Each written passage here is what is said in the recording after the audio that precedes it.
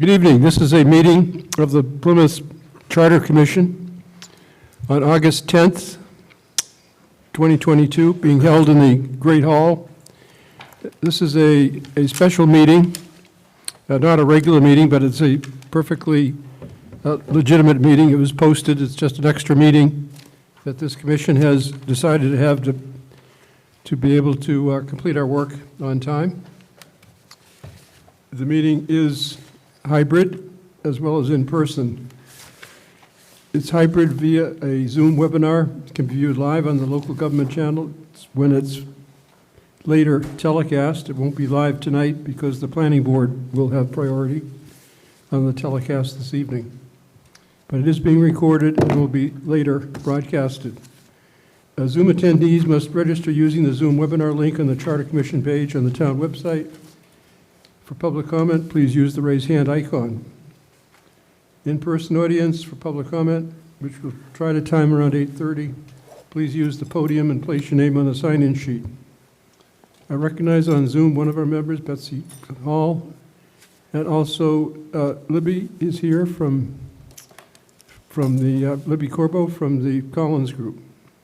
So welcome everybody, and we'll start with a Pledge of Allegiance.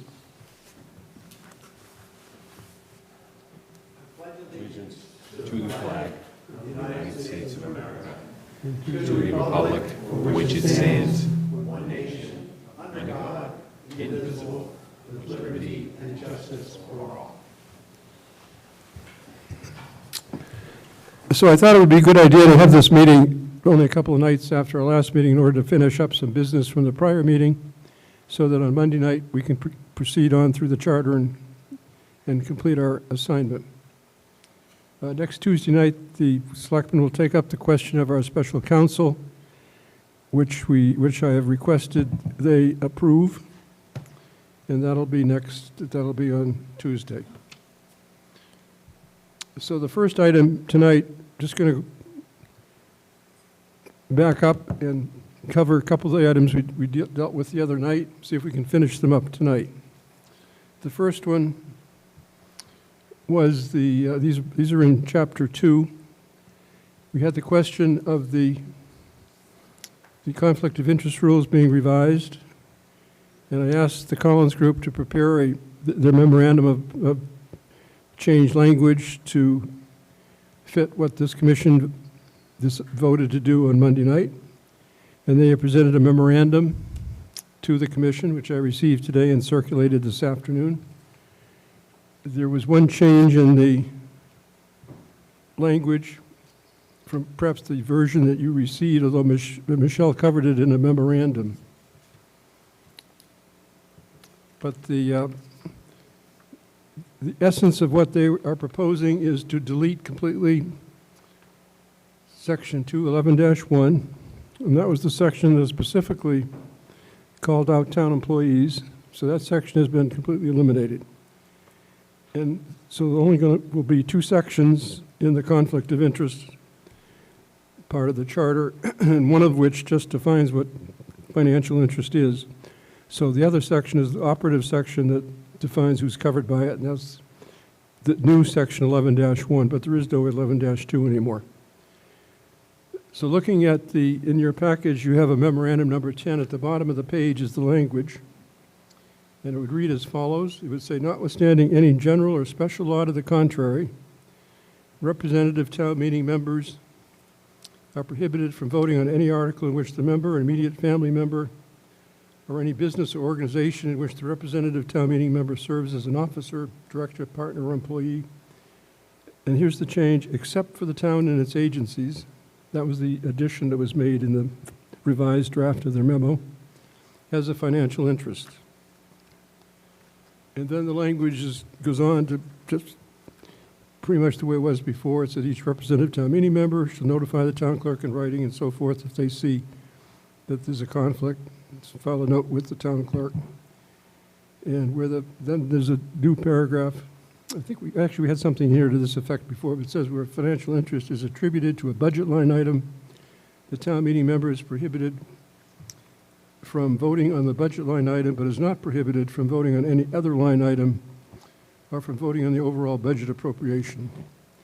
and then says, for purposes of the section, immediate family member is his or her spouse, each of their parents, children, brothers, and sisters. So what is different, what we've had in our charter previously, there's no singling out of any group. It applies to all town meeting representatives equally. There's no mentioning of any of town employees or anyone else, just as town meeting representatives. And that's what we talked about Monday night. So that is what's presented as the change to that section. Any comment? Yes, Wrestling. I just have a question. It's just confusing to me that the town meeting member is prohibited from voting on a budget line item, but is not prohibited from voting on any other line item or from voting on the overall budget. So does that mean that, I just want to make sure it means that if there's a line item that they shouldn't be voting on, they can't vote?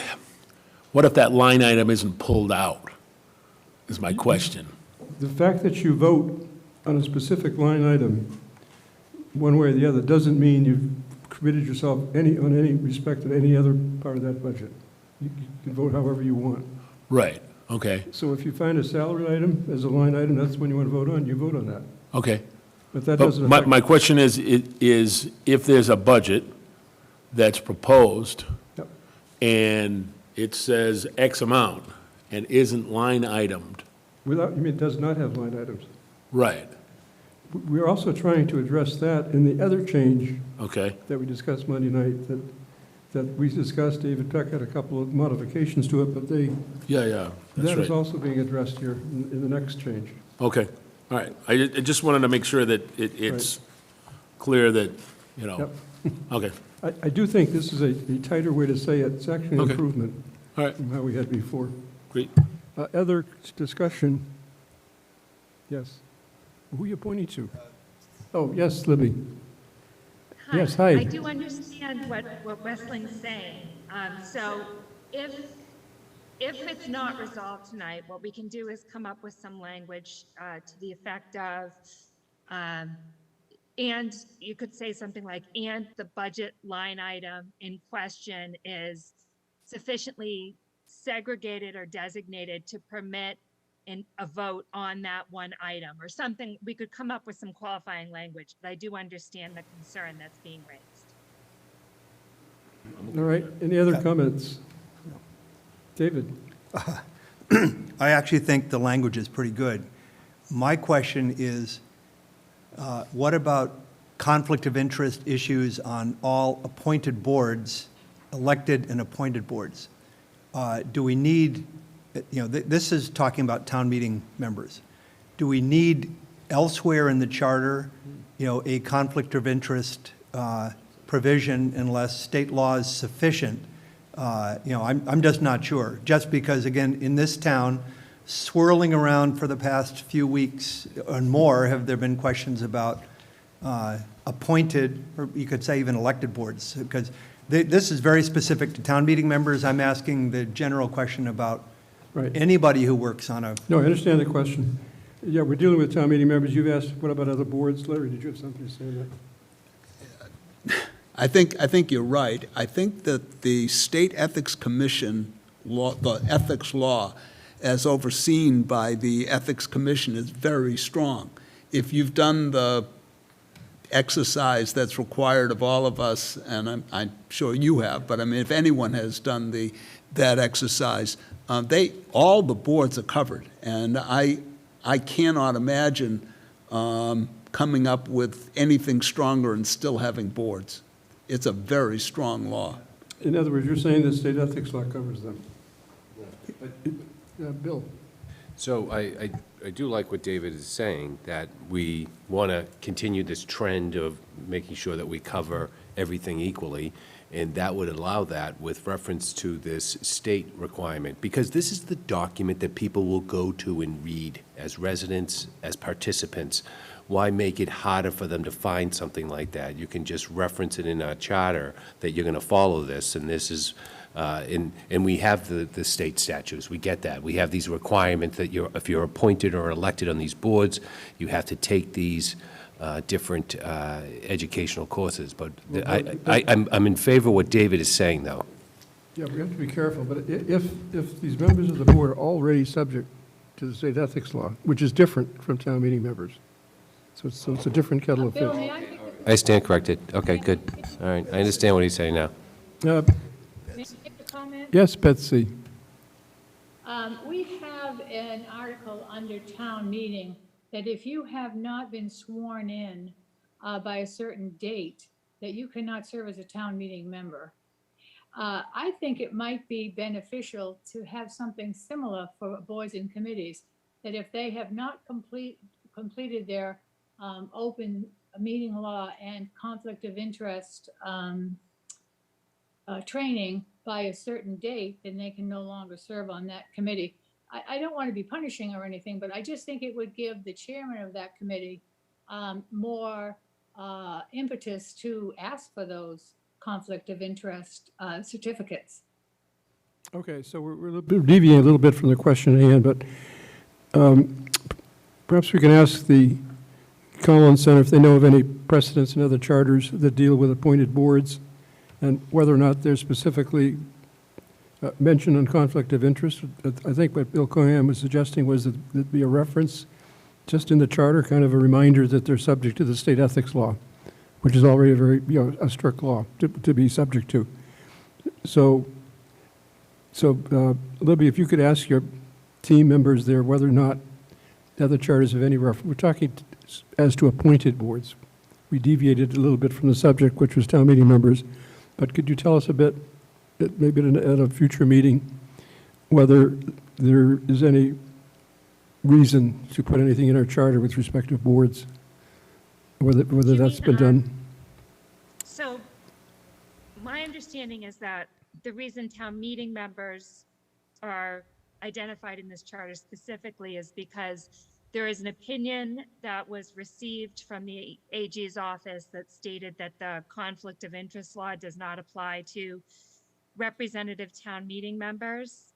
And that's why that they are singled out in the charter or identified in the charter, and there's a specific provision. That's the whole question. Elected and appointed Looking board at, members are we know considered that there's a employees state under the statute. Conflict of interest statute. So that's why, they are covered under the state statute. But would you want something that says incorporated by reference or, the conflict of interest law shall cover I it? think I tend to agree with Bill. It would be nice to have a note in our charter, a sentence or two, that reminds people that appointed boards are subject to the state ethics laws. And just cite the appointed boards, or statute. would you want to include everybody? Would you want to include employees?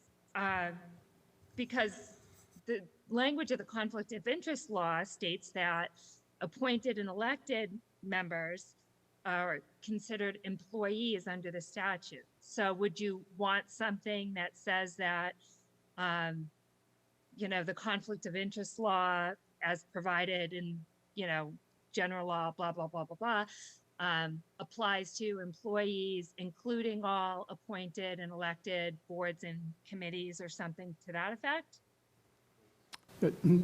Just a restatement of the law? So I understand that if you are elected and you are appointed to a committee or a board, you are considered an employee of the town. But I think we would avoid that reference and we would focus on just if you are elected or appointed, you will follow this guidance.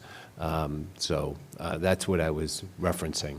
I know what you're referring in terms of the definitions, but I think it would be direct to the point on these, whether you're elected or appointed committee, we make that reference. So that they would be, okay. I'm just curious as to why not include employees as well. Just elected boards and appointed boards, but not employees. That serves any purpose. I think tonight we're dealing with town meeting members. David Peck asked about appointed boards. Let's see if we could put a note as to them. But I don't think we just want to go down that road all over again and talk about Yeah. whether No, certain I- town employees or municipal officials or whatever. Yeah, I agree with that. I think it only needs a sentence or two, so some selectively just cross-referencing that obligation of, Yeah, You know, I think that's good to have that in. you know. Without employees. Yeah, Okay. Thank you. But back to the provisions that I put on the table, the section 2-11-1. Any further comment? We're okay with that? Any objection? Okay. Yes, just generally, I understand that. I understand, yes. Okay, I have a general objection to that. I don't have, you know, Right. not to these specific words, but if I it came think up we've- for a vote, I We've would. nailed the language for what we said the other night, and here it is. And again, I just state that no single group or member is singled out here. It applies to everybody equally. I understand what you're saying. Yeah, okay. I would, Right. I would want it understood that I am not supportive of that section of the charter. Okay, thank you. And the other two sections, I assume, the 2-11-2 is fine, that's the financial interest definition. And then we turn to Could I, the second change that we I'm dealt with the sorry. other night. Could I interrupt?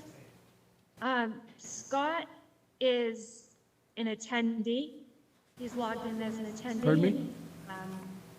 Scott can't hear Becky, you, Libby. hands raised. Would you repeat your question?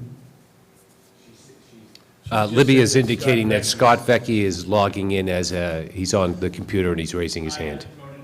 Okay. Okay, very good. Okay, just recognize Scott, I guess.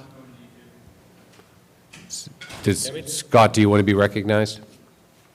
Yes, can you hear me? No? Yes, now we hear you, go ahead. All right, sorry, I'm having a little fight with my computer a little bit here. I just wanted to add my 2 cents on that, and I, admit that I've been out on the bike all day and I've only looked at it briefly, but I'm not supportive of the language as well. My question is who decides what is a financial interest? Like I emailed to everybody in response for discussion. My take would be a direct financial interest. And, if we're gonna identify a financial interest, who says what is and what isn't enough of a financial interest or any financial interest? Financial interest, Scott, That's- is some of the referred to in language to me- 2-11-2, and it's a financial interest determined pursuant to the interpretation of that term by the State Ethics Commission in innumerable decisions over the years and incorporated here by reference. So it's a very clear standard that's been carried out by the State Ethics Commission for a very long time. It just seems to me that we're kind of rehashing the same, we took town employee out, but we're kind of rehashing the whole same thing. I'm not supportive of this language. Yeah, we did what I thought you exactly asked for, which was to take any kind of reference to employees out of our charter, which we did. Yep. We made the change. So now it applies to town meeting representatives, period. All of them, all of us. Any other discussion? So we come to the budget presentation, which was David Peck's suggestion, that we make it easier to call out the line in the budget to vote on one way or the other.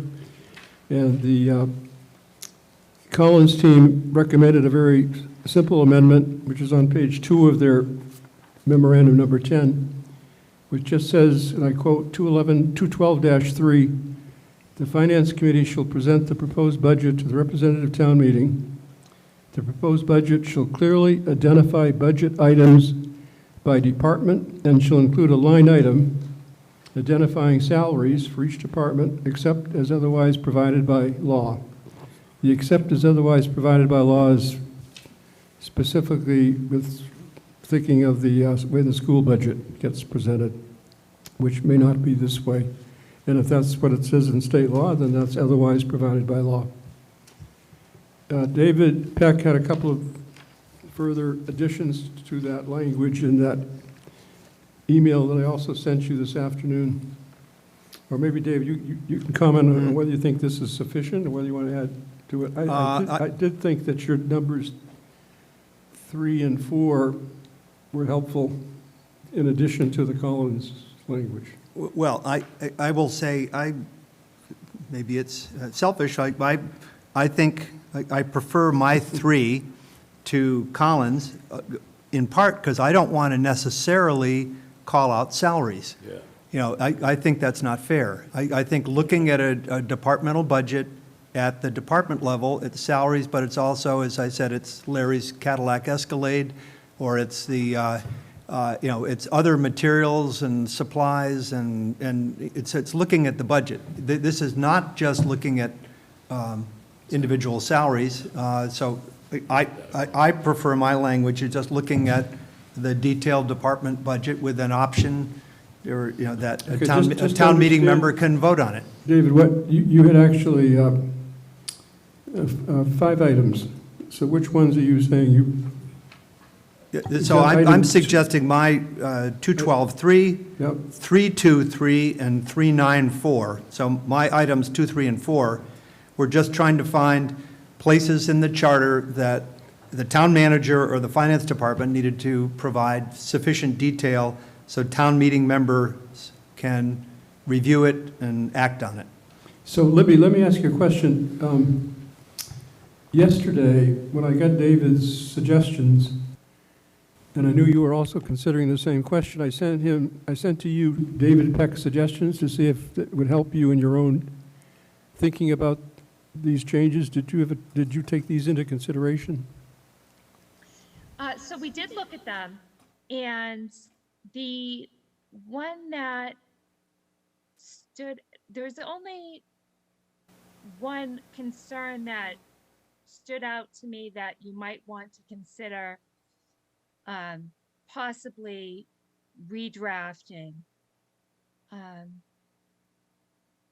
And you might want to, I'm not sure if you'd want to talk to it says the director shall receive all requests made for the expenditure of town funds from every town office and shall assemble a request into a form to show a complete financial plan. Number 4 here, right? So I'm not sure. Maybe David could share a little bit more about what he's envisioning that complete financial plan to be. But the one that jumped out to me was number 3, where it says the town manager shall present the budget, including a breakdown by department, incorporating the recommendations of the select board to the finance committee. So it's directing the town manager to present the budget, and it's also directing the town manager to include those recommendations of the select board. And my question would be, what if the town manager does not agree with these recommendations of the select board? Is the town manager still compelled to put those recommendations into the budget that he or she is submitting to the finance committee? I would say is that all of that, except my italics, are the existing charter. So there's no change in obligations except adding a few words to reinforce providing the breakdown by department level. Otherwise, it's all existing language. Okay. I mean, the concern remains the same, regardless of whose language it is. Okay. I would just, now that that's highlighted for discussion, I would just say, I wonder, how that language is currently implemented. If there is a recommendation that the town manager doesn't agree with, is the town manager required to incorporate that into his or her budget that's then presented to the finance committee? I'm not sure how that would be dealt with, but I do, generally we view any directives from a charter to the town manager or the select board, critically. And that's one of the, where it says shall present, it's a directive, so. Larry? Cadillac Escalade, we couldn't even get T-shirts that said town clerk on them. I think that, first of all, the information that you're seeking exists. The reports of the subcommittees of the Finance Committee include granular information. As far as town meeting members voting on those granular pieces of information, I think if we're really going to go down this road, we have to get Lynn Barrett back here, because the way the budget works, by having 2 lines per department, if the town clerk needs to overspend on binding and then can underspend on printing, we don't have to go back to town meeting for that, because the line that was voted was all other expenses. And indeed, if the assistant town clerk is not able to work and they were able to add another person, but there's no need for any extra money, again, you don't have to go back. If town meeting voted item by item, as you seem to be, or if it's presented item by item, as you seem to be suggesting, that goes away.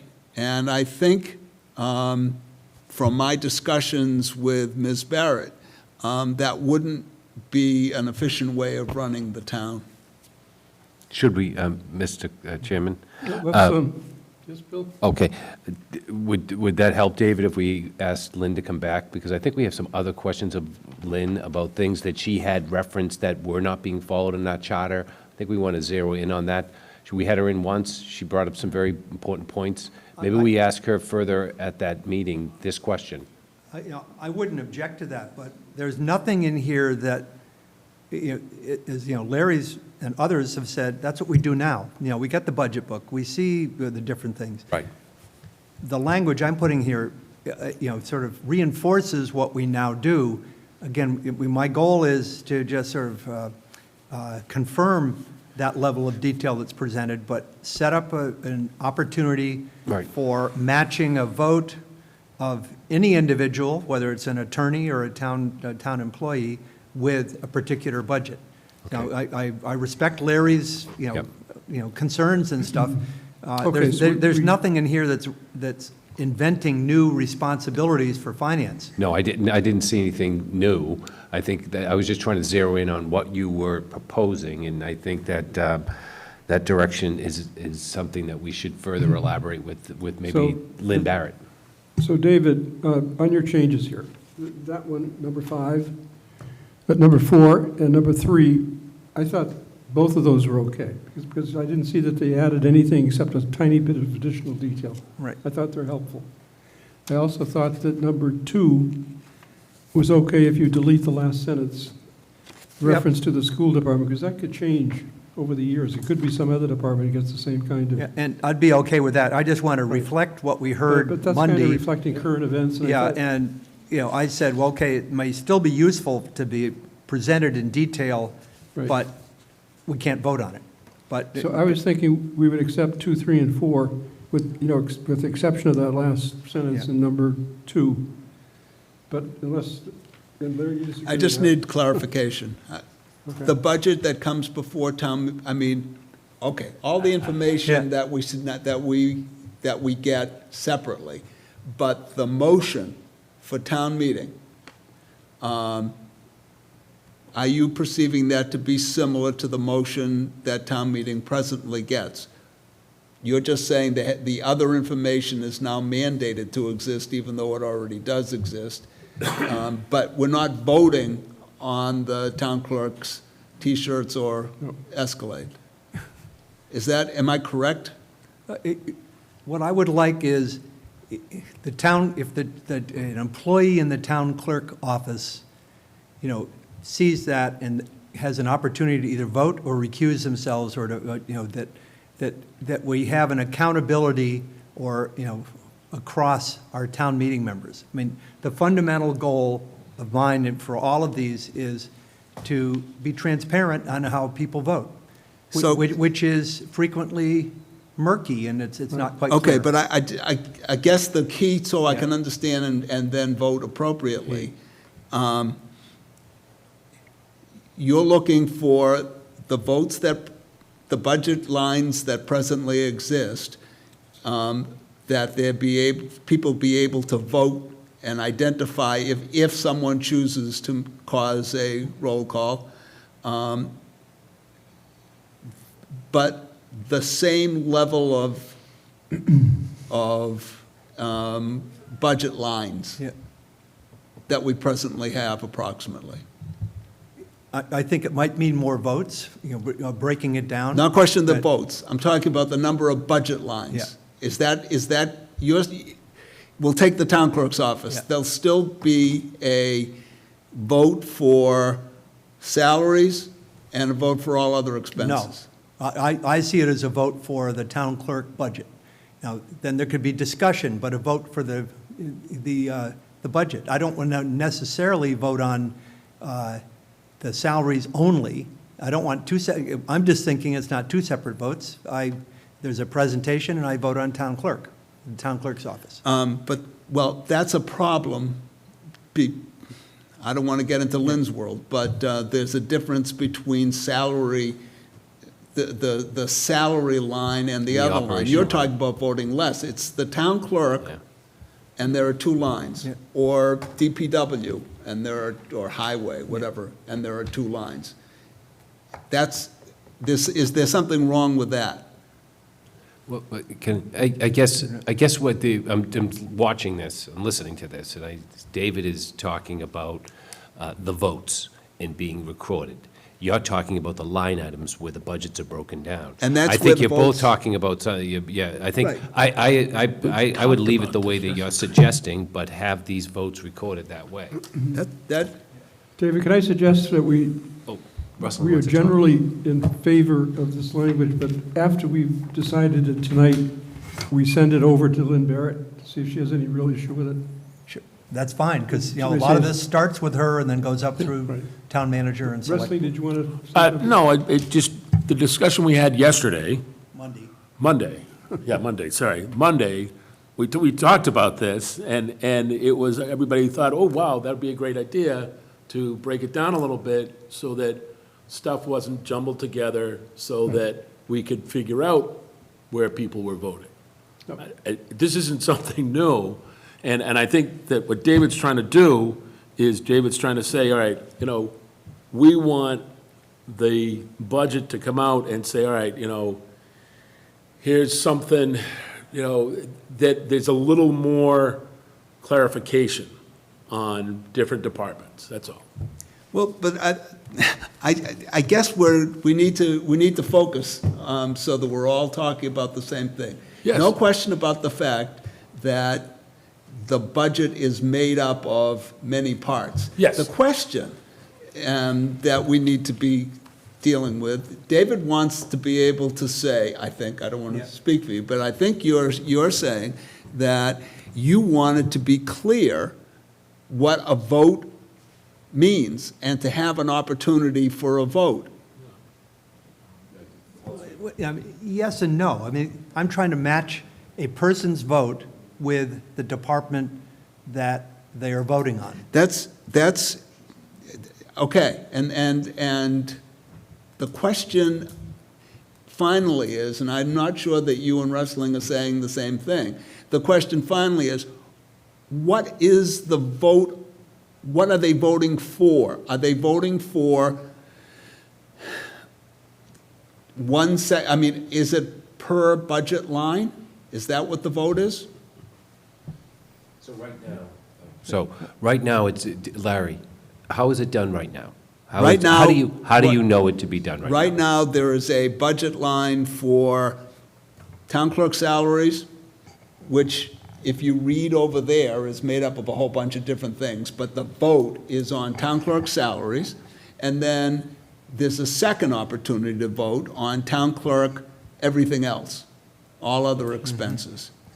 And I'm assuming that that's, what has not happened is no one has put their hand up, even though they had the right to say, I want to have a separate vote on that matter. In general, we've taken 15 lines of, town, I forget what it's called, town manager does, the whole first group, and then voted for that. And there's only been votes when there have been questions. No problem with people having questions. I'm just wanting to make sure that we're still talking about the two pieces and voting for those two pieces. But, I think, look, this language has been in the charter now for 22 years. We've always had the chance, Larry, to vote on these items if we ask the question. Yep. And the current language allows us to do that. And all that David is doing, very modestly, is proposing a few additional words right here to make it even a little bit clearer. And it looks perfectly practical. It looks like it's going to even make it clearer for town meeting when they see something. But just to be double safe, we're going to have Michelle send the language over to Lynn and say, Lynn, does this work okay? And if she says, yes, it's fine with me, then I think we're there. Okay? Yep. So the other change that, before we get to the finishing up memorandum number 9, was the open space addition that David gave us last week, the Yeah, open and space I committee. will just say again, the Open Space Committee Right.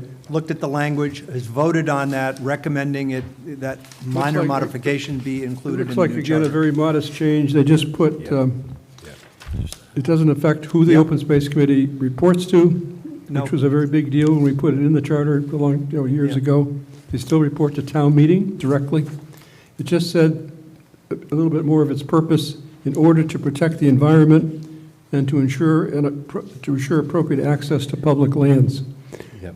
And that's helpful for a couple of reasons. It does define their purpose, but I sent it today to the LUAC committee because they were having difficulty distinguishing their purposes from the Open Space Committee. There's a little bit of overlap.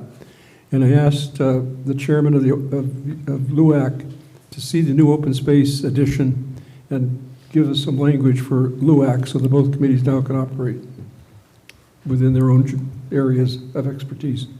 Bill wants to say something.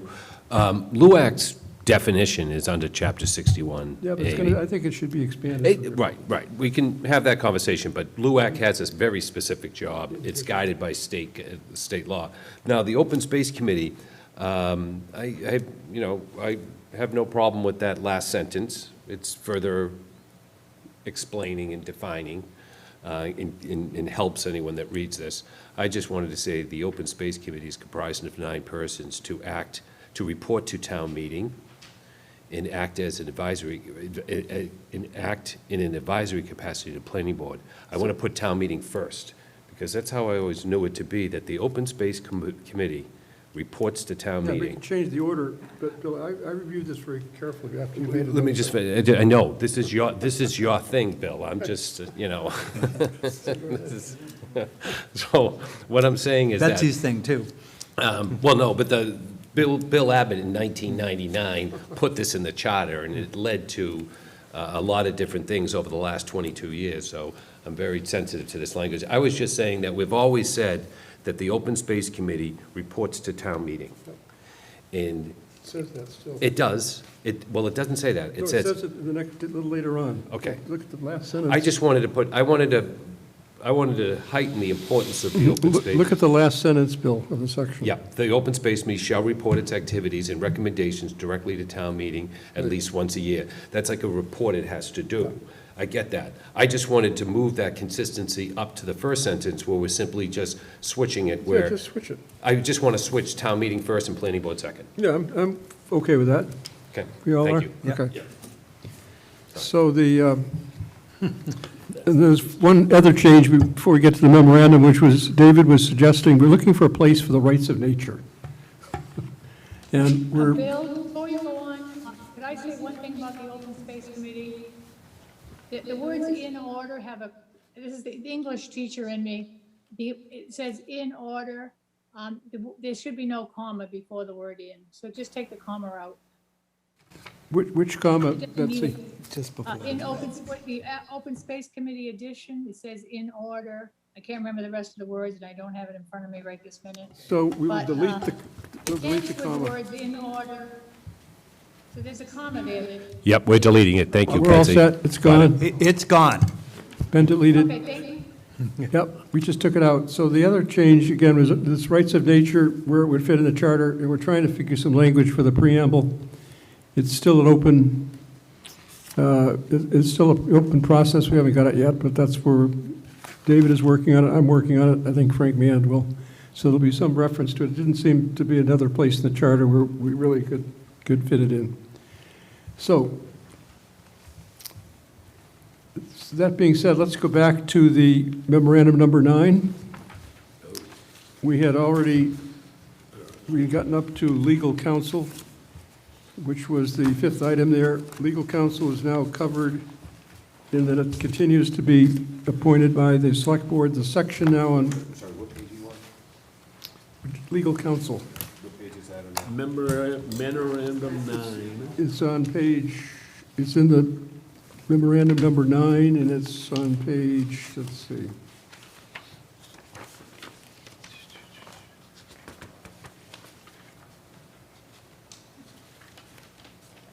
Page 14.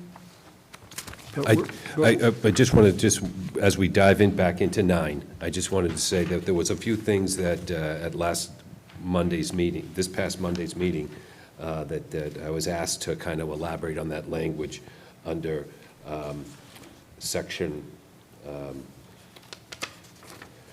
it was under the planning, I guess it was the section 3-14-4, excuse me, 3-14-3. There was some, I took a little stab at a sentence or two. So when we go through this 9, can we come back to that, or I can talk about it later? What was it about? On section 3-14-4, page 10, we talk about the planning board. Let's just deal with the council. Okay, I just wanted, I know, I just All right. wanted you to know, I want to come back to, we're at 14, I want to go back to 10 at some point, that's all I Okay, no, wanted to We're not say. necessarily going in order, we're just picking Okay, up the points we hadn't okay, resolved. just want to yet. let you know, thanks. So the council is now in the charter in accordance with the language that you see on page 14 of the Collins memo, which basically has the select board responsible for appointment of town council. It can be, and every 3 years, they would review the situation with respect to outside counsel or perhaps hiring inside employed counsel, and there would be an opportunity for public comment. So that process would take place every 3 years. The towns, you can have either the town manager responsible for hiring counsel or the select board. Plymouth has the select board, that's currently in our charter, and we weren't proposing to change that. It's the select board that hires town council, not the manager, according to our existing language. And the town council section, which provides for review every 3 years, would be added. The next item was a short discussion of the licensing activity. And actually, Collins provided a lot of pages of commentary on licensing and how complicated it is, and how, whether we really want to take that away from the select board. There may be certain licenses that the select board would want to keep, which have an impact on the community around where the event is taking place. And there really should be a public hearing, rather than an obscure process of some committee issuing a license where the public doesn't get a chance. So they were kind of lukewarm on the idea, I think. Libby, are you right about taking licensing away from the select board? I think if you were inclined to consider that, perhaps a study committee would be the way to go. That way you could hear from the select board before making any decisions that are going to be permanent. So their suggestion is if we're going to put it in at all, it would be in the transition section that they study it. Larry? I had the opportunity to speak with our expert on all things select board, Mr. Malaguti, who said that he is vehemently against taking away that power. So I respect his judgment on that, and I think that rather than do anything, we might just drop. It was originally, I think, my idea, but I'm willing to withdraw. I I agree with you, Larry. I think we've got so many other things on our plate that that's one we don't necessarily have to deal with at this point. I would agree with David Malaguti on that. Okay, so we have three here that agree. How about, I'm okay, okay as well. all right, Mr. Chairman, I just want to go back. We jumped past 3-3-1. We moved through it. I'm looking at that language, 3-3-1, page 14, Town Council. So it Okay. says, I wanted to have included, Libby, that furtherance of this section, no less than every 3 years, the Select Board should review the appointment of Town Council in a public meeting. I want that to be a public meeting that goes on the so agenda. where are you reading this from? This is on page 14. Page 14, Right back to, in the memo. yeah, I'm back Okay. to the memo, sorry, I'm back to the memo under 3-3-1. Yeah, I see it. I just wanted to make sure that every 3 years, this moment where the Board of Selectmen will take up this discussion, it'll be at a public meeting, So this is their language Yeah. down the, all right, got just it. at a public meeting.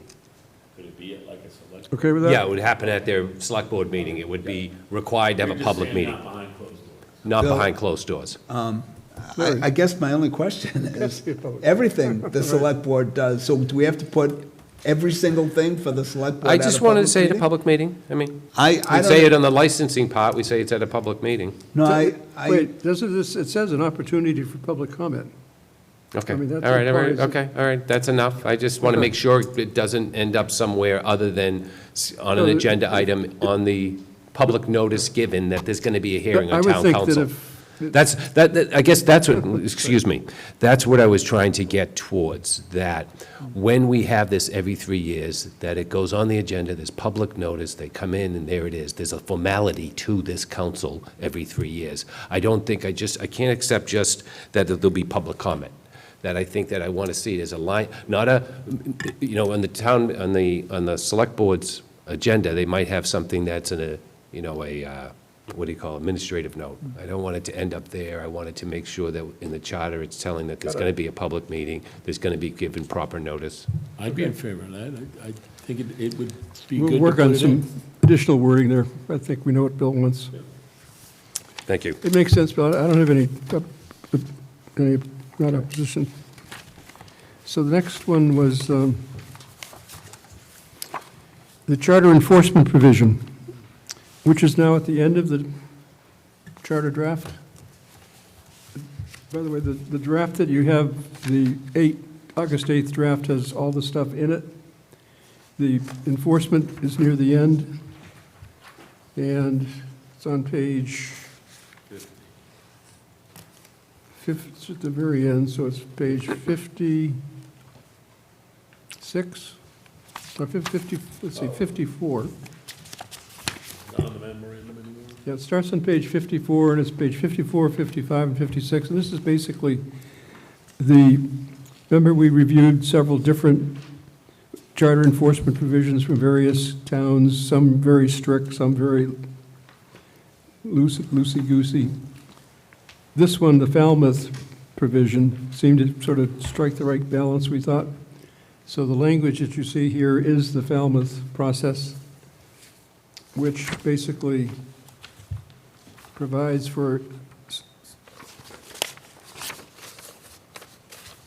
a means of enforcement that is kicked off by any person who has reason to believe that a town official or body has violated the charter. They file a written complaint with the town clerk, setting forth the circumstances. The written complaint identifies the official or body that violated the charter. I'm just summarizing here quickly, but and the written complaint is filed within 4 months of the violation. The town clerk forwards the copy to the alleged offender. The person who created or allegedly did the violation then files a reply, either acknowledging the violation of proposed remedial action, if appropriate and feasible, or denies it with a statement of reasons why the act was taken. The reply is filed by the official within 30 days of receipt of a copy of the complaint. So it's a process where it goes back and forth, and then there's a file created that would be made public, and it becomes then a public record, and I presumably it's used upon the reelection or whatever, or reappointment of the person who violated it. It says the town clerk shall forward a copy of the reply to the complainant with a copy of the reply to the town manager and the select board. And anybody who's still aggrieved, it's up to them to go to court if they want to, but whatever. Yep. Larry? Bill, some of my best friends and one daughter are attorneys. Yes. But is it not the case that anyone who is aggrieved in anything may pursue any remedy available at law or in equity? I mean, it seems to me what we're doing there is encouraging lawsuits. People already have the ability to issue law, to Wait, first of pursue all, lawsuits. there's nothing suggesting a lawsuit here. That last sentence has been in our charter for 25 years, that anyone who has a beef can always go to court, right? That's always in the charter. But we've actually got a process that doesn't lead to court or damages or anything like that, but leads to a public identification. Okay. It's like a public embarrassment. I mean, it puts it on the record, so that when Joe Smith then runs for office, it becomes part of that election process. That part I agree with. Yeah, I mean, I we're not understand making that attorney work here. we want there to be a public hearing if someone is not following the Right. charter. But saying that we need to, advising people that court is a remedy Well, seems I mean, excessive. that last sentence has always been in the charter. Okay, We can take it out if you want. But unless, it's a truism that anybody has a remedy. and truisms don't belong in charters. Okay. Wait a minute. Did you say truisms? I got a question. Scott, Becky, did you have something? Yeah, I'm trying to follow along, trying to find what you're reading from. What document are we reading from right now? Wait, Scott, you're I'm not hearing it all. Memorandum 9. 9. That's a memorandum 9 from Collins? Yes, this is memorandum 9, right. Page 15. Page 15. Yeah, we were referring actually to the language in the charter. that I think is what the might. same thing. Yeah, what might help, Scott, is if you have two documents in front of you. You have the memorandum 9, Page which 15. takes you to page 15, but then open up the draft, the charter itself with the red and the black highlighting, and that would bring you to page 54, 55, August, and 56. it's identified And- as August 8th. And it's identified as August 8th Master Draft Town Charter. Now, if you turn to page 54, 55, and 66, that's the sections we're looking at right now. Does that Right. help? I'm just trying to find my way back to it through my email, because, like I said, I'm trying to do this from South Dakota. It's a little hard, that's all. May I say something? Wait, Scott, did Betsy, you how- finish? Yeah, I'm good. Right, Betsy? Yes, I am trying to follow this through for an example. And so Betsy Hall gets accused by Bill Abbott that she violated the charter. Is that correct? That's the first step, right? And where does that accusation go? It goes to who? The town That goes to clerk. Betsy Hall. The Betsy Hall and the town clerk, right? Yeah, if you just And read the Betsy process, Hall- Betsy, it goes to Betsy No, Hall. Let me finish. Let me finish. She then files So a then- response. All right, but let's suppose in the very end, you decide to publicly embarrass me because you and this body or whoever they are decide that I have done the wrong thing, but I still don't think I have. So you publicly embarrass me for violating the charter, and then I can go to court. But hasn't my name already been shamed? But first of all, there's no court action involved. Second of all, there's no public embarrassment. It's simply a statement of violation, which you may deny, explain, ignore, or acknowledge, or whatever. And that just becomes a public record that then gets filed, period. It's over. So So who knows that this happened? Who finds out that this happened? Just the town clerk knows about it and the complainant and the accused? I'm just trying to understand the process. I'm only hearing about every third word, so it's hard to understand, but I'm the sorry. the procedure, again, is a complaint is filed against a person who allegedly has violated the charter. The person reads the complaint and either answers it, doesn't answer it, explains it, or whatever, and that's called a response. It's a matter of public record because it ends up in the town clerk's office. And that's it. It doesn't go any, whatever happens So that's later. So that's the enforcement, is that the town clerk says, Betsy Hall, you're guilty of violating the charter. I say, I don't think so, and that's the end of it? There's no decision made by, There's no decision made, I see. there's no decision. Okay, so somebody makes the accusation, Betsy Hall says, I don't agree with that accusation, and it ends there. Yes, it would, that's where it ends, unless you want to take it Okay. further in a court of law. So, Libby wants to talk. Okay. so wait a minute, you got three hands up there all of a sudden, so let's take down, Scott, your hand is still up. Libby, go ahead. So I just wanted to address a couple points. This language is somewhat unique. We did reach out to Falmouth to see how they enforce this language. And it had only ever happened once that we were able to track down. And we spoke with the individual, actually, who was the subject of the complaint. I should say Mike Board of our office spoke with that individual. And the process, the individual who was the subject of the complaint actually viewed the process very positively, and thought that it was helpful to bring to their attention what might have been perceived as a misstep and was really probably more of a misunderstanding. But what I wanted to flag was, I am not 100% sure about whether or not this complaint would be considered a public record.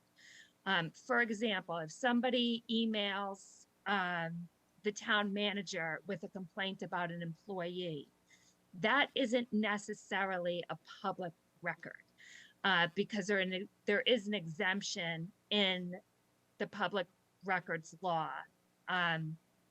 that could qualify, depending on what the nature of the complaint is, for redaction or some other limited public records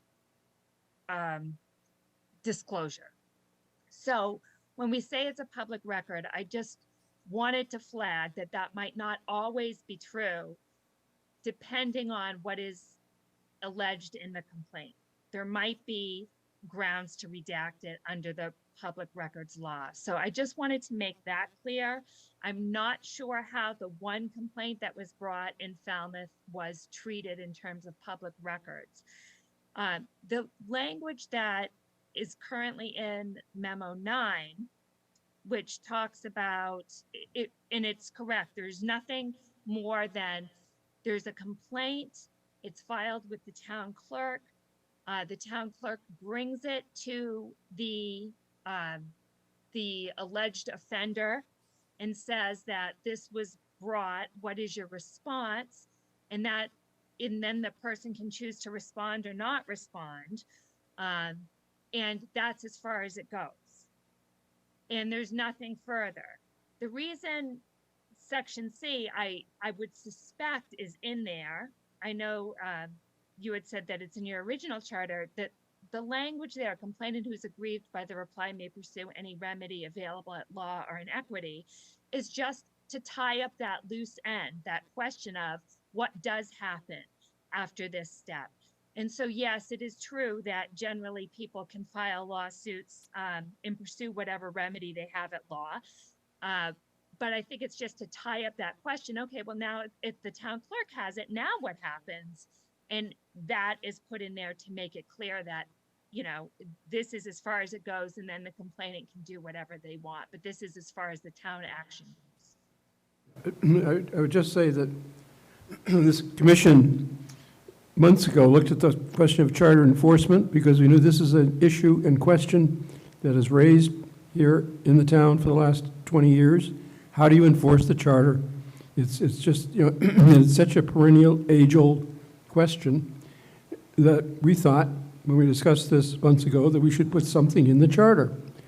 So we asked the Collins Group to review all the charters out there and look for provisions, and they came up with a few. And this one is actually the one right in the middle. It's kind of like, it's like this is the Goldilocks provision. Not too hot, not too cold. And it's the one that they elaborated here, and now you see it. There was one that went pages and pages. The Provincetown provision was so complicated, it was absurd. And then there was another one which was like 3 sentences, so it amounted to nothing. I point out that we're not suggesting fines here, F-I-N-E-S, no fines. We're just suggesting a procedure to make this become a public process, thinking that, and we'll see if that has an impact.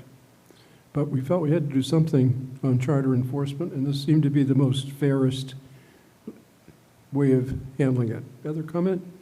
David? Thank you, Bill. That's all I needed to know. I'm asking David Peck right now. Yeah, David? not so much a comment, but what's an example or two of a charter being violated? Is it open space, a kind of open meeting law, which is not part of our charter, right? That's state law. Yeah, Is it, I'm just wondering what's an example that, for instance, did the select board not meet with the school committee twice in the year when they were supposed to? Is that the kind of I would think it wouldn't be an unintentional violation so much that we would be looking for actual deliberate, conscious violations of the charter, where somebody knows it's a violation and says, I don't care, I'm just going to do this. And there have been instances, if you gave me 10 minutes or so, I'd think of it. Yeah, no, I'd just like to, But- hear an but if somebody example just or two, because feels because they didn't, but not on purpose or anything, I think that's quite different. because, the issue of conflict of interest, which pops up at a town meeting, if you look at these provisions, technically you could say, well, at spring town meeting, a fireman voted on something, and you have 4 months to file it. So the remedies for, like, an observed conflict of interest, this really doesn't apply. The 4 months and the process. So again, I just want to understand, what it's looking for Well, to enforce. yeah. But we give you some, I'll give you some examples on Monday night. I have to think back through them. Yes, Libby? So I completely understand what Mr. Peck is saying and bringing forward, like, how effective are these remedies going to be? And I don't know the details of the one in Falmouth, but I can find that out for you if you'd like. So the language in Falmouth had a 6-month deadline. I put in a 4-month deadline. We kind of revised that because we felt that 6 months was really too long for any, complaint to be brought and to drag out. That if there was a violation, it should be known within 4 months, and to allow a, sufficient response. It's not fair to bring up allegations after a long time has passed. Because then someone's memories also might be, not quite as sharp as they would have been if it was raised in a more timely manner. So we did lower that, and you could lower that as well if you want to have a time period that's lower than 4 months. But to your point, Mr. Pack, about what would be brought forward as a violation, not only the conflict of interest, but I did see. It was a discussion where we were in a charter review for a city, and they felt there was a provision in that charter that said that the mayor, when making appointments, shall exercise, endeavor to promote, and it listed these like 4 things. And there was some allegations that favoritism was used in the appointment. And someone had raised that as a potential violation of the charter, like the standard for appointment being impartial, and showing no favoritism was not followed. And that was an alleged violation of the charter. So that was another example where charter enforcement might have come into play. Being a lawyer, I'm usually opposed to statute of limitations, deadly things. But here, I'd actually be in favor of shortening this period from 4 months to 2 months. I don't know how my colleagues feel, but I think a violation should be presented, promptly, and not have it sitting out there with a fuse on it 4 months later. What do you think? Yeah, David, what do you think of that? Because Because what I'm thinking is on the line of what you were expressing was that if someone was to come across this, and it wasn't intentional, but it acts as a reminder that you need to follow this provision. Well, I'm in favor of a shorter Okay. period. Okay. I'm trying to think of the kind of violation. Yeah. For instance, when, material wasn't supplied within 14 days of a town meeting, yeah. that's a violation of the charter. Okay, got But it. you point that out immediately and say, do you waive it or something? But the idea of 2 months or 4 months later and saying, oh gosh, they should have had a second public hearing.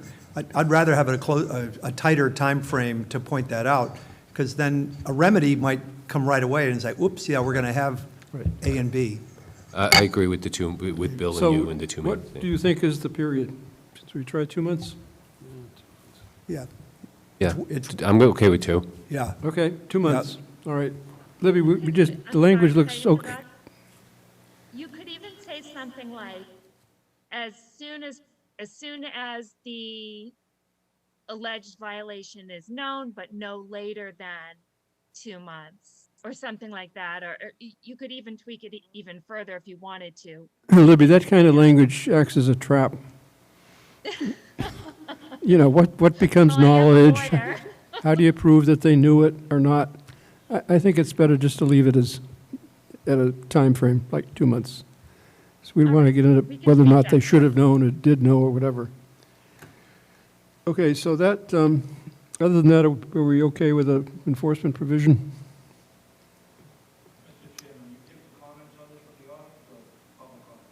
No, we had public comment at 8:30. It's not a debate, right? Any other comment? I approve. Somebody speak? Okay. Betsy was just saying that she approves. How do you want to take a vote on this tonight? I'm just asking if anybody's objecting to it. If No. not, I assume we have a consensus to Okay, proceed. Is very good. anybody opposed to So- this provision?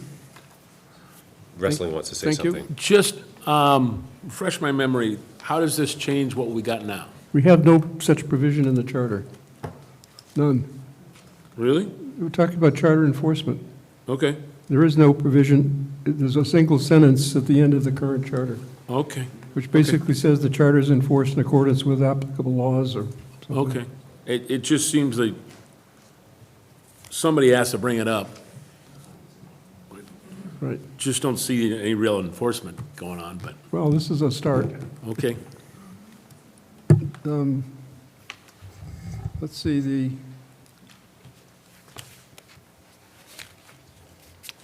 another item that the commission asked to do was to reorganize the town manager functions. Remember, there's a whole long list of town manager functions, and the Collins team did reorder them and renumbered them. Or actually, the renumbering hasn't been completed yet, but they've been reordered in the charter. They're in the town management section. It's all the same functions, but they've just been grouped differently. Yes, Larry? Mr. Brindisi did come before us, and I Right. had some.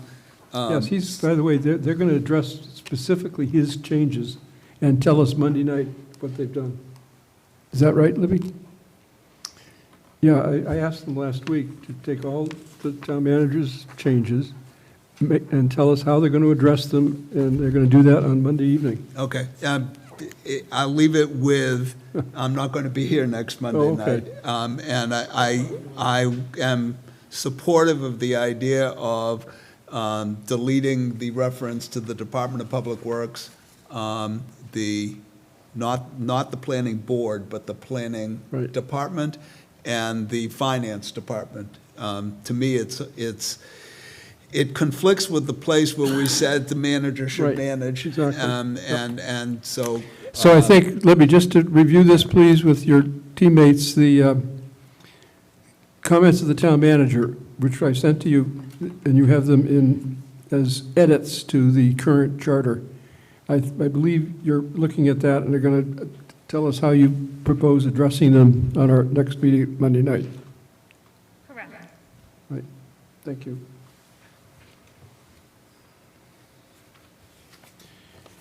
So the last thing in the current, in the Collins memorandum number 9 is this last section in our charter that we were talking about, which is potential communications and engagement article. Yeah, well, actually, the last item in the memo was that town manager duties, which I just mentioned, but the larger section after that is this potential communications and engagement article, and they're looking for direction from the commissioners as to what we might want to put in that section. If you look on page 16 of the memorandum number 9, is a list of questions to consider for this section. I know Mr. Hutchinson's been working on it. He sent some emails. I've trading communications with him. He's giving some serious thought to it. But you see there is a series of questions. So if we talk tonight briefly about them, and then Libby can take back our comments to the rest of the Collins team, and then we'll see what we can structure in this final chapter. So the first question was, what are the major long-term communications and public engagement issues facing the town? These are kind of blue sky questions. Maybe Well, actually, I guess I would respond asking Collins to share with us. I know Amherst had a very interesting community engagement right. provisions, and I think other towns, I think Yeah, Watertown I'm may, wondering- and you know, there's a couple other towns that do a very nice job, being on top of communication. So rather than these sort of blue sky questions, it might be nice to So you'd like react to hear to. examples from them and what other towns have done? Yeah. And I know this- again, I know Amherst has done quite Right. well. In memo 8, we provided some examples. Number 8. Okay, further questions that they posed here. Are there ways the town could improve communications to residents, emphasizing the word to, T-O. And then there are the ways the town could improve collecting information from residents. The regional differences within the town, how residents might respond to the prior questions. And what are your goals for communications article? I guess another question I have is whether this article should contain more than just communication stuff. Should it contain anything about the fact that the town has a local option with respect to early voting and drop boxes, those kind of things? The state has agreed to do it, but they say it's up to local communities whether they want to do it or not. Should we put something in the charter on that? Opting to take advantage of those kind of provisions? Well, let's think about that. We have a couple of meetings, we can develop that. Where should we put the items that Patrick Flaherty came to us talk about for environmental and resilience and climate change and all those kind of issues? Should Do that we be? want to address those in the charter? What did we? The thought was to leave, to make reference, but on its own. The thought at that time was that it wouldn't fall under any one, it would be independent and on its own. So it wouldn't go in the charter. So, well, I'd like to know what my other board members, I feel like we need to make reference to this, growing circumstance in the charter. that there is this entity with that charge. Is there anything that you think we've left out, we haven't discussed, that should go in a final section like that?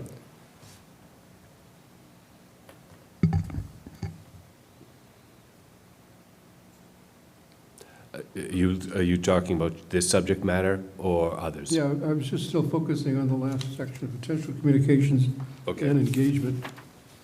At some point, Well, you know, I will say, Mr. Chairman, just looking at Memorandum 8, yes, which Libby, you know, is, you know, there are several examples, Amherst, Framingham, and, you know, as I read them, and then I put little asterisk next to it, I thought Watertown's looked particularly strong. So I would recommend you know, that we review Memorandum 8 and maybe focus on one, because the Watertown one looked good, because it was both sharing what's happening at town and Right. meetings and stuff, but it also increasing engagement of the citizenry. So it's two-way communication and facilitation, and I thought the language looked fairly attractive for the Watertown So, language. why don't we put that on our agenda for Monday night? But between now and then, read those sections in Memo 8. Yep. Good idea, David, yep. So I think we covered everything in the Collins memos tonight. Is there anything at an early point, I think either our next meeting, probably our next meeting would be good, to actually have a vote of this commission on chapters 1 and 2, so we can say they've been accepted, subject to any extraordinary final changes, but they're acceptable, and then we would proceed forward. And then we do the same thing in chapter 3, and then proceed with chapter 4.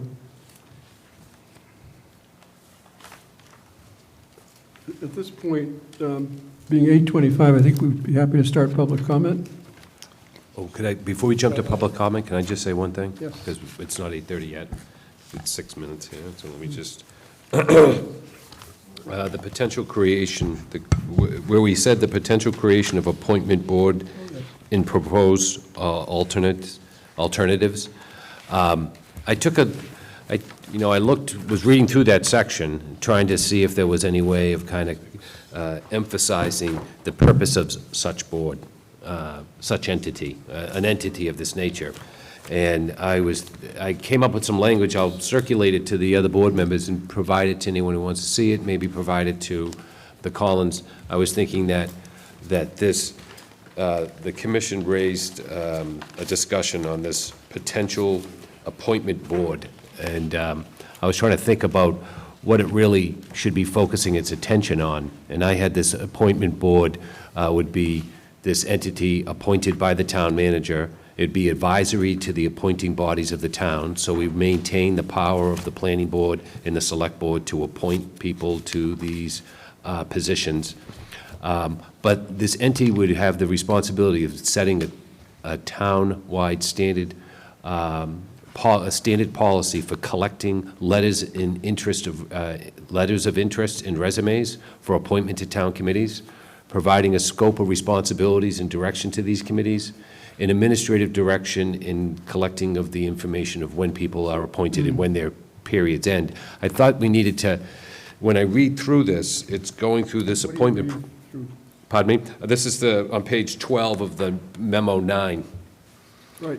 It makes reference to this idea of forming this entity to look into this situation. And I just wanted to be clear that whatever we do in terms of collecting resumes, collecting letters of interest to serve on bodies and committees, that this entity is set up by the town manager and it's advisory to these boards. But they also have another job, and their job is to organize these entities, these committees more efficiently. Like I said before, I feel like as if we have so many volunteers working on so many boards and committees in the town of Plymouth, we should try to organize them better to get a better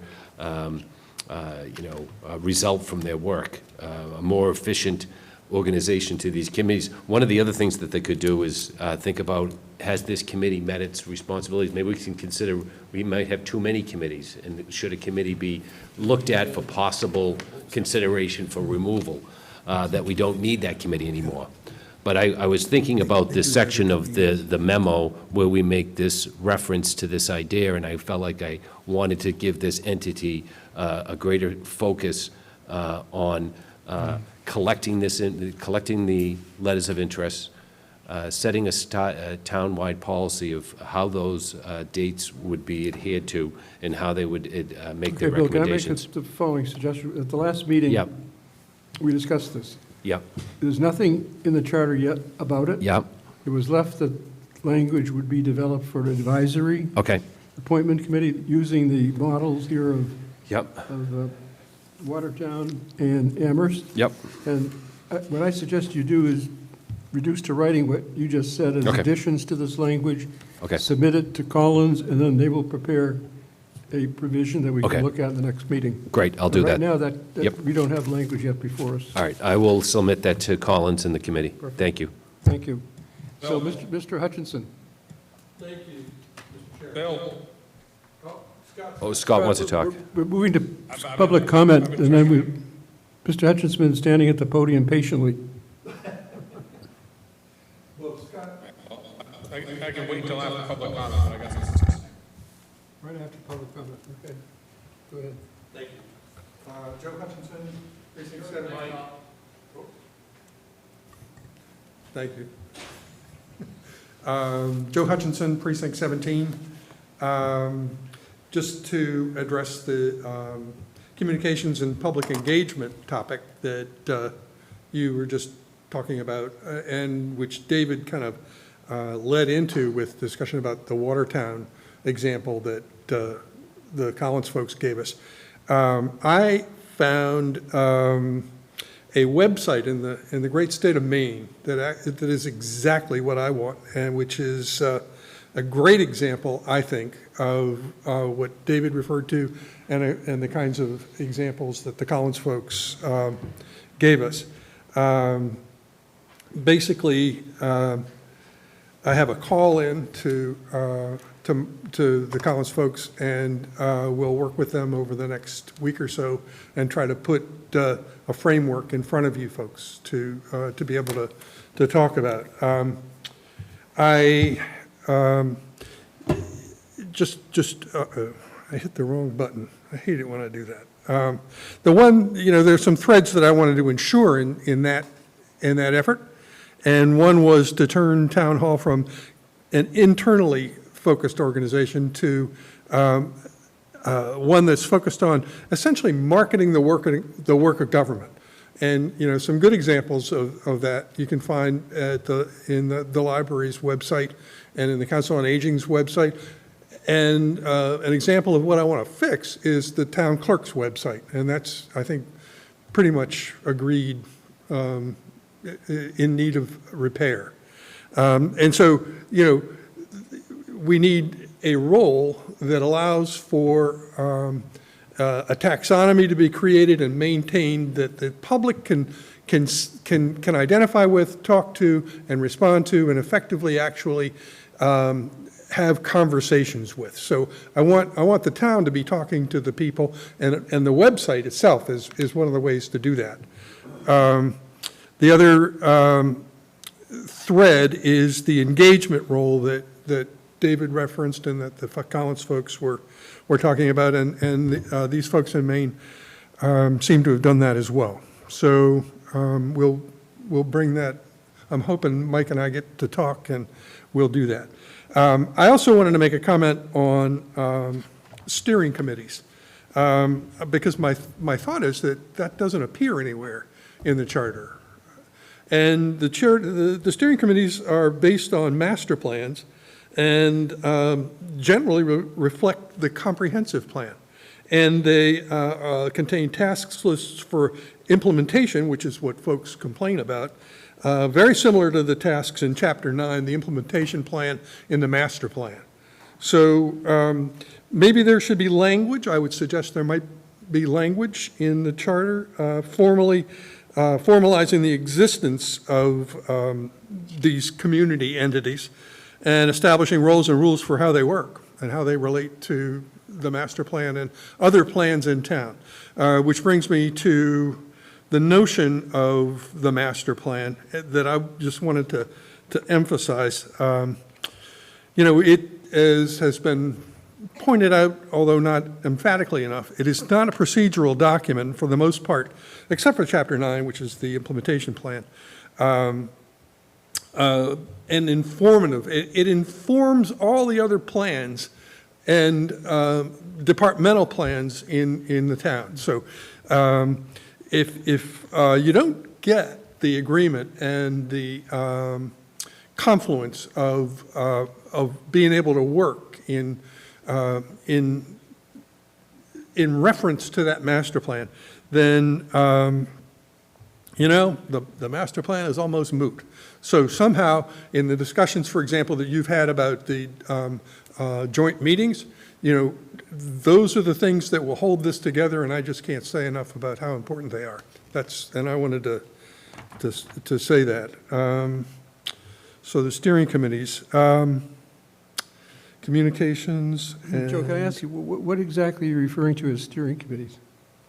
So there are steering committees in town that are based on master plans developed with the planning. Using a plural of steering committee. Oh, yeah, there's one for Cedarville, there's one for Manamet, West. Okay, those committees. All right. Yeah. I'm sorry. Did I say, You just said steering committees. You're referring to what we have for the. Oh, yeah, I'm sorry. My bad. Sorry. Where was I? Okay, one more thing on charter violations. So, for example, if a selectman were interfering in departmental directions, that might be a charter violation. So how would you want to deal with that? That's, go fix this pothole, or, without going through the town manager. The town manager has the responsibility for maintaining how the departments in town run. And if a selectman were to interfere with that, that would be a charter violation, I would think. But that was an example that came to mind when I was listening to you guys talk. Thank you very much. Okay, thank you. So,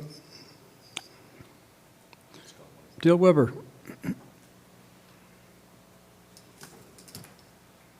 Thank you, Mr. Chairman. Dale Weber from Precinct 3.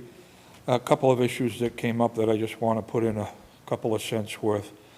Under legal counsel, Mr. Cohane was making good points about making sure that this 3-year discussion that comes up and doesn't get buried in administrative notes section of the meeting. A suggestion that I had was that you alter your proposal so that it states that it will go onto the selectmen's agenda as an action item, and that after a presentation, the board would have discussion and then a vote. And maybe that would clarify it a little bit, just my comment. And as to further clarification on the issue of the enforcement article that you were just discussing, and in response to Betsy Hall's scenario as that how it would work, Mr. Abbott, you yourself as chair, you said it goes to the complainer and the complainant, and it gets copied to the town clerk, and that's it. You also pretty casually floated the words, it's a public embarrassment. It's an attempt to inflict a public embarrassment. I think that was a poor choice, but that's okay. It's what was said. I always apply the say what you mean and mean what you say concept to issues like this. But the clarity that needs to be added to this is that right in your documents tonight, in the red ink, it doesn't just go to the complainant and the town clerk. It also goes to the town manager and to the Board of Selectmen, which would inevitably, potentially, result in a public discussion if a sitting selectman wanted to entertain that. Further going along to your comment, Mr. Abbott, about a public embarrassment. So As I sit here today and I see how we're trying, this is the town of Plymouth, this is America's hometown, this is what we're doing, it instantly took me back to what used to happen in the 1600s when the Pilgrims would put their violators in the stockades for a public embarrassment. I don't think that's what we're looking for. I think we're all looking to abide by the charter, abide by the rules and regulations, and let's get that done without necessarily a public embarrassment. I think that's a poor choice. But anyway, thank you. Any other public comment? Michelle, do you have anybody on Zoom?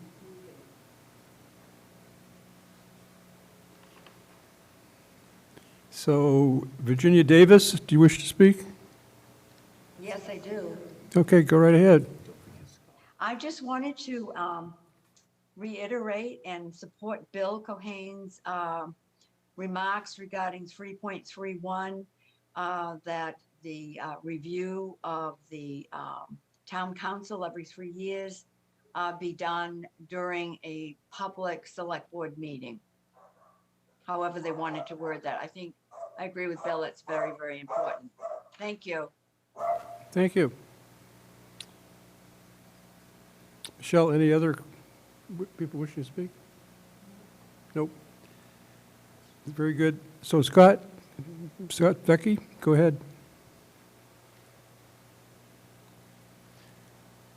Sorry, just trying to unmute here. I just wanted to speak to the voting on sections of the, or chapters, as it were, for the next meeting. And I want to make a motion that we vote on the conflict of interest language, the new language, separately than the entire chapter. Okay. Is that the wish of the commission? That's fine. We have a separate vote on that, the sections currently being proposed for the conflict of interest. All right, any other discussion? Yes, I do. Betsy? Yes, I'm going to try to make sure you can hear me, Bill. I'm going to get very close. What Mr. Weber said about it is not just going to the town clerk, it's going to the select board and the town manager. I recommend that we take out that it's going, we delete that it's going to the town manager and the select board, that it go to the town clerk. The complainant has been heard. The person who's being complained about knows about the complaint. The town clerk has the report. I think that's far enough to take this at this time. If it goes to the town manager and it goes to the select board, then it can become part of a public discussion in the select board, and then the public embarrassment or the public dissension. And I don't think that's what we're looking to see have happen. So I think limiting it just to the town clerk so that there is a record, I think that's sufficient. So you would delete the sentence that says the town clerk forwards a copy of the reply with a copy to the town manager and select board. You delete that sentence. Yes. Okay, got it. Thank you. What's the rest of the commission think about that? Any comment? Okay, well, this will have a chance if you want to comment later, but please let us know when you're ready to talk about it. I think we don't have any other real provisions ready to serve up tonight that I can think of for discussion and decisions. So I think we have homework to do for the Monday night meeting. And Libby, we have some language we're going to be looking at for you folks. We want to get the town manager's edits completed. So, David? Just for future discussion, because it appears multiple times in our current charter, that perhaps in the transition chapter, we include studying the combination of town services and school. Because David, again, that's interesting you made that point. I've started to make a list of things for the transition study, and that's one of them. Yeah, just because, the town manager obligations and tasks always say, except school, there's a lot of exceptions. So what you're looking at is the combination for facility management of the school and the town side? Yep, that's one of the things for study. Good, thank you. I guess we're not going to bother studying the licenses. There wasn't any feeling for that. What else have you noted for transition? Things to study. Well, in the what's transition. there already, which probably makes sense, is that study of district and combination of precincts. I think they've proposed that in as Oh, yeah, transition number coming up with the one. districts for the select board, Right. right? That's already on the list. Yeah. It is. You suggested, David, one of your comments, the last one, that reference be made to the precinct advisory committee.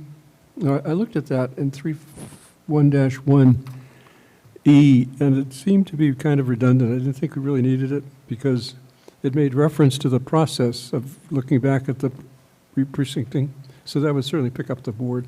Yep. So I think if there's no further business tonight, then we can call it an evening. And is there any old business? Any new business? Wrestling, you look poised. Motion to adjourn. Second? All right. Then, all in favor of adjourning? We are adjourned.